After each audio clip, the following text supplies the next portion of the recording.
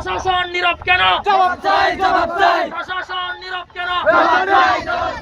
বাঁশখালীর সরল ইউনিয়ন লবণ মাডত নাজি দফায় দফায় হামলা অগ্নিসংযোগ এবং নানান হয়রানির প্রতিবাদে ও সরল ইউনিয়নত অবৈধ অস্ত্রধারীরা দ্রুত গ্রেফতারের দাবিতে মানববন্ধন করছে এলাহার উত্তর সরল লবণ উৎপাদনকারী সমবায় সমিতি ও সর্বস্তরের জনসাধারণ।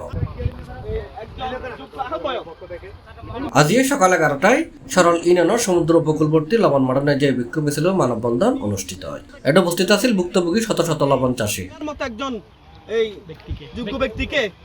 মানববন্ধনের ভুক্তভোগী হলে হই আমার জায়গাগুলো সন্ত্রাসীরা না শর্ট কাটি ফেলেছে, কোর্টিং কাটি ফেলেছে, বই বিধি দেখাচ্ছে আওয়ামী লীগের সন্ত্রাসীরা কবির আমানুল্লাহ আবুল হোসেন আরো 30-40 জন সন্ত্রাসী লাত্রে আসে শর্টগুলো কাটি ফেলেছে। আমাদের বই দিয়েছে আমার ক্ষতিমুক্ত জাঙ্গা কবির বাহিনীর কোনো এখানে জাঙ্গা নেই। আমাদের জায়গা কিনছিতে এখানে দলিল পত্র ক্ষতিমুক্ত জাঙ্গা সব আছে। আমাদের এখানে আসতেছে লাত্রে অনেক গুলি করে মার ফেলবে। আমাদের 2012 সালে আমাদের কবির আওয়ামী লীগের লোকরা আমাদের একটা মামলা দিয়েছে। আমি বিএম সাপোর্টার করি বলি আমার একটা মামলা দিয়েছিল 2012 সালে। আমার মামলাগুলো আমি কইছি আমার কবিও আছে, আমার এই দলিল আমার এই জায়গা আমার জায়গাগুলো কিল লাগছে।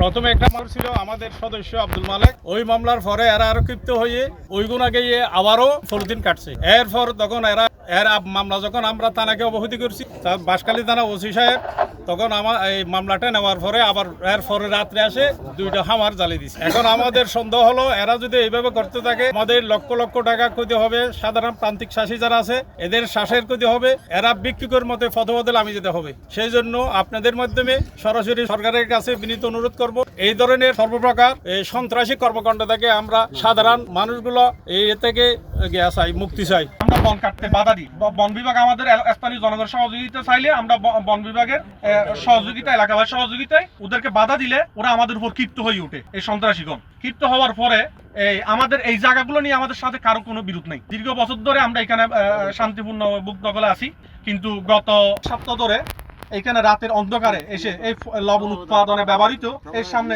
পলিথিন প্রায় 20 থেকে 30 লাখ টাকার মতো পলিথিন আমাদের এখানে খেড়ে দেয়। এই যে এখানে আওয়ামী লীগের কতগুলো ক্যাডার, কবির গ্রুপ এবং আবুল হোসেন গ্রুপদের এখানে আরো নাম না জানা অনেকগুলো লোক আছে এখানে। কবির আবুল হোসেন, এমদাদুল্লাহ, আমানুল্লাহ, এগুলো সবগুলো আওয়ামী লীগের ক্যাডার।